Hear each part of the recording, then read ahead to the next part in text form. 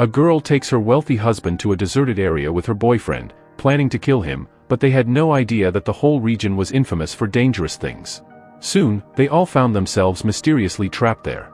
The adventurous story begins with a newlywed couple named Scout and Tyler, who are heading to Morocco for their honeymoon. Scout comes from a rich family and always travels in his private helicopter. Tyler, on the other hand, looks like an ordinary girl, but as the story unfolds, it becomes clear that she is a major gold digger. After enjoying the views, they finally arrive in Morocco, where endless deserted landscapes stretch out with no trees in sight. Why they chose this barren place instead of beautiful destinations around the world would soon become clear.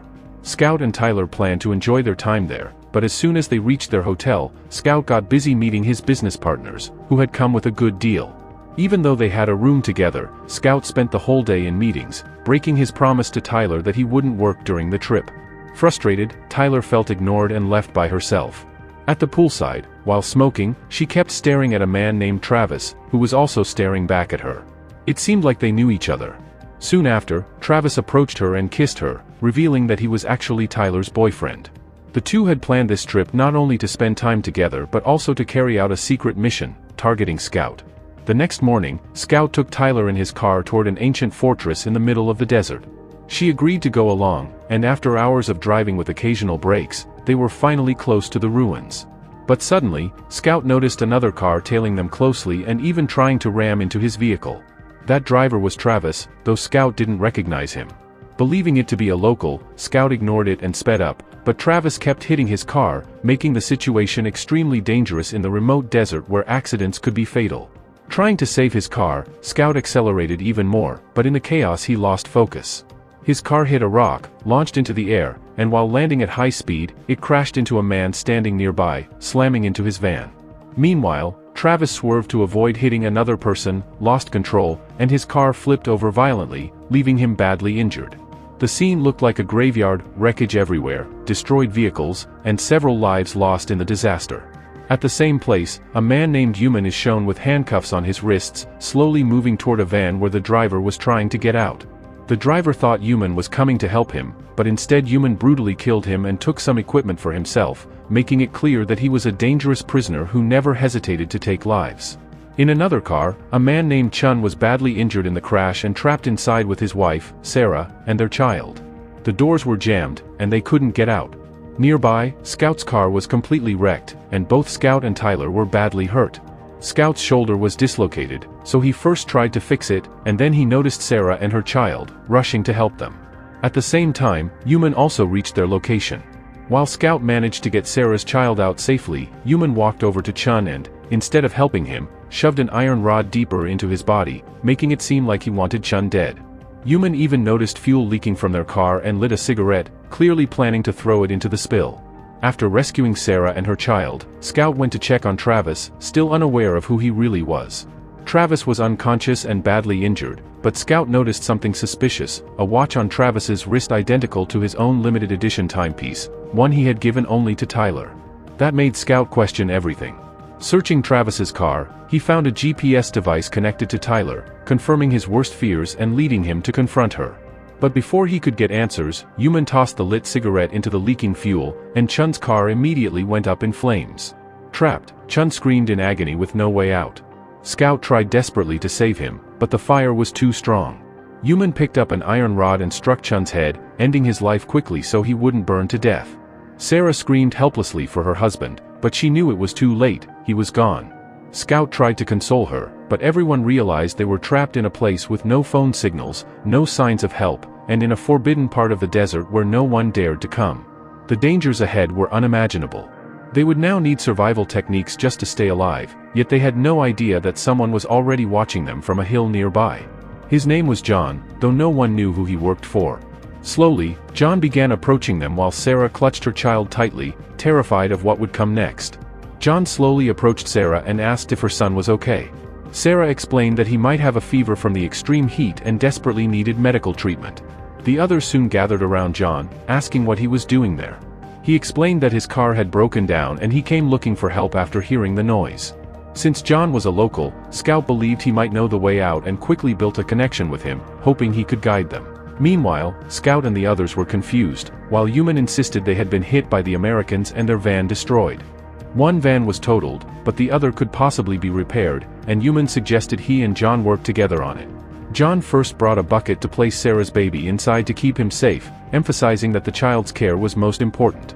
Scout suggested they head to a nearby fortress instead of wandering too far, staying there until rescue arrived. But Sarah was desperate, crying that her child's condition was getting worse and he needed treatment immediately. Scout still had many questions for his wife Tyler, but the critical situation left no room for that. Survival had to come first.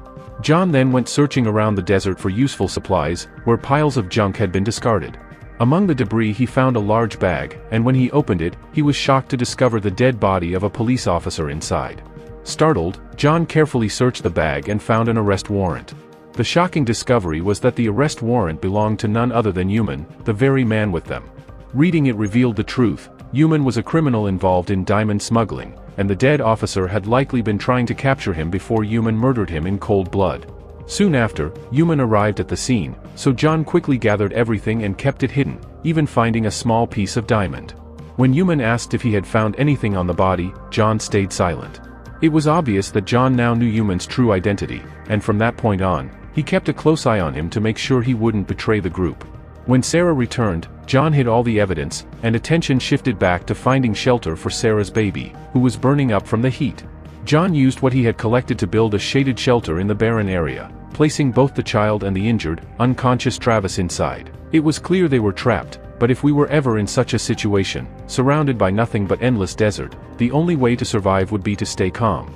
According to survival experts, the first rule is not to waste extra energy.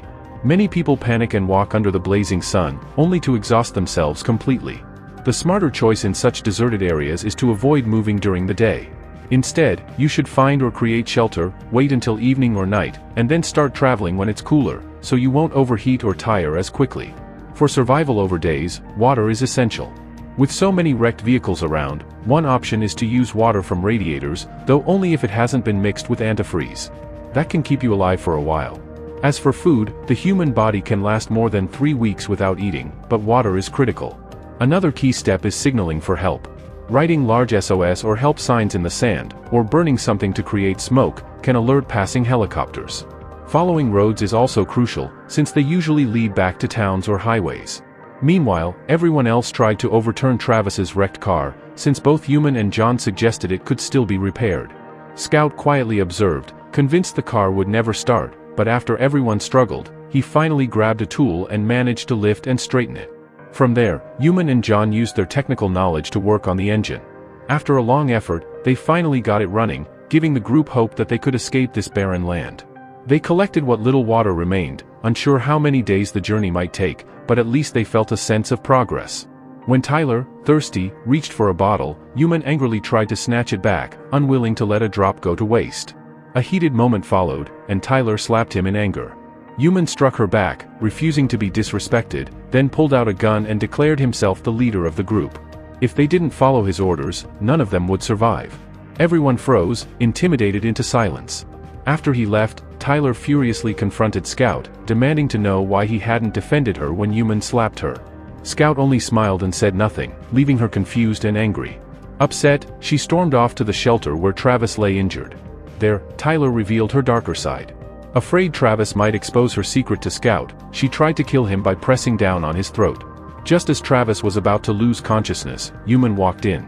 He saw everything, but instead of interfering, he simply offered Tyler a bottle of water and apologized for earlier, then walked away without saying a word. Tyler was left shaken, realizing Human had witnessed her attempt to murder Travis and might expose her to Scout. Meanwhile, Scout and John kept working on the vehicle, with John silently reminding himself that in this place, trust was the most dangerous mistake. John's thinking matched with Scout's, so the two decided they would stick together, even though John hadn't revealed Oman's truth to anyone yet. He just wanted to make it out of this place alive, so he and Scout became a team. Suddenly, Sarah came running to tell them that the stranger, Travis, had regained consciousness. When Scout went to the deserted area to meet him, he noticed his wife Tyler talking to Travis. But as soon as Tyler saw Scout, she stepped back.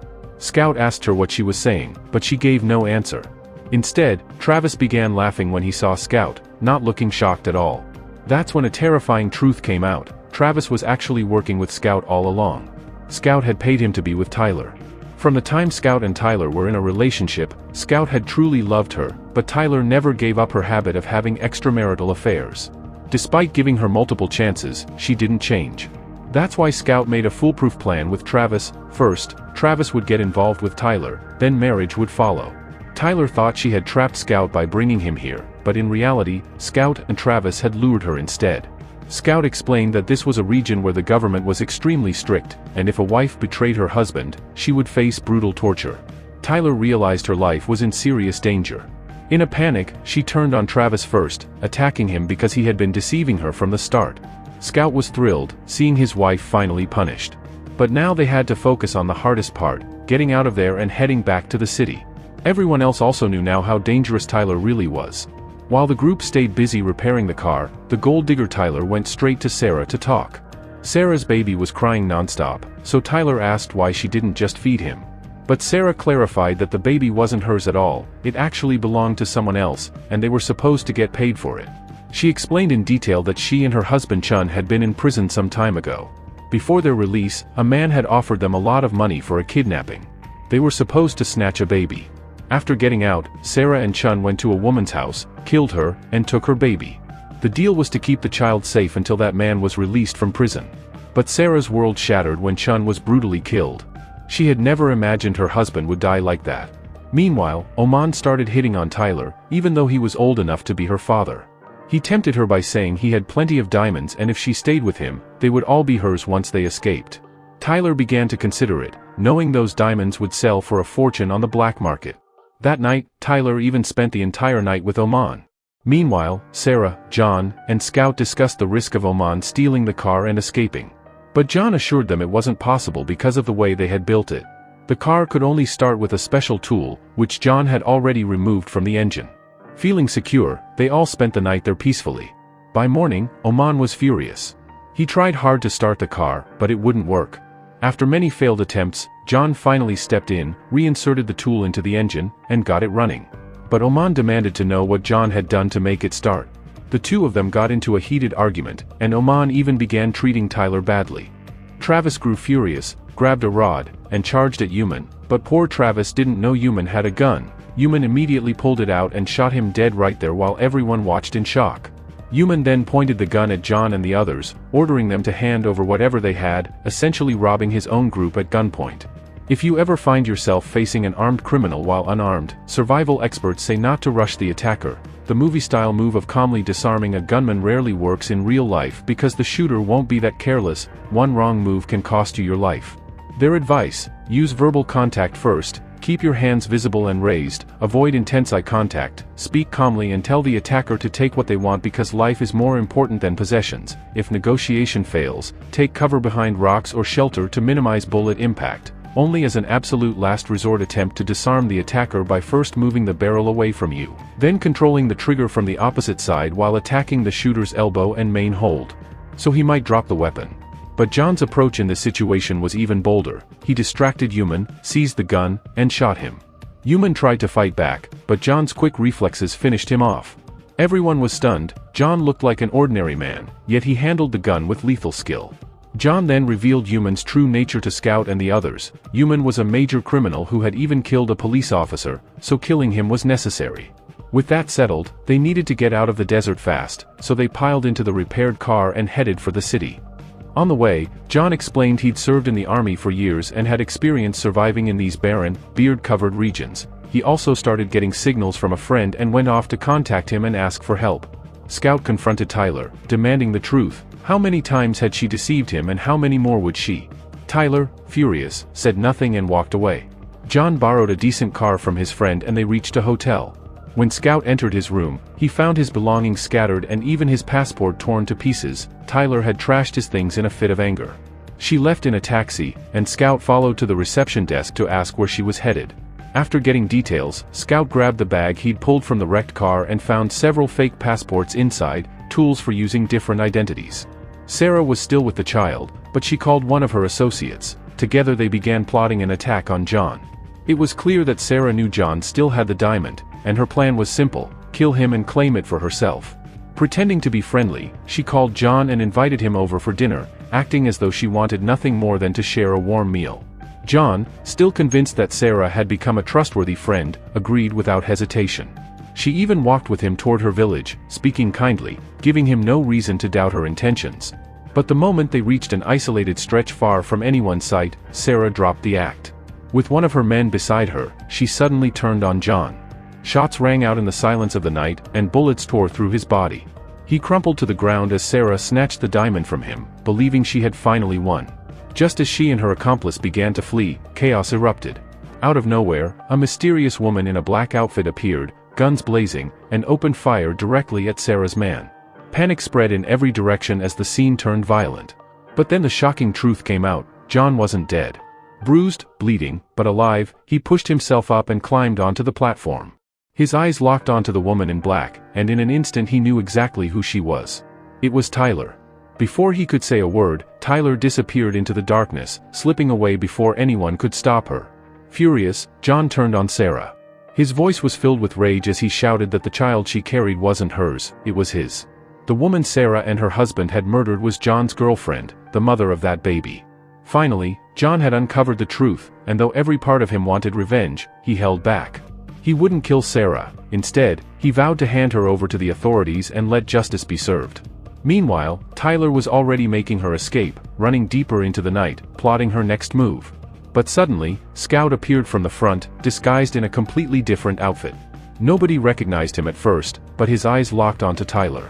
He leaned close and whispered in her ear, "When did you ever love me?" The golden-hearted, yet cold, Tyler smirked and replied firmly, "I never loved you, and I never could." That was all Scout needed to hear. With a swift motion, he drew a knife and stabbed her.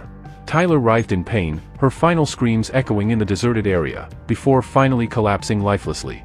Without looking back, Scout walked away, leaving the chaos behind.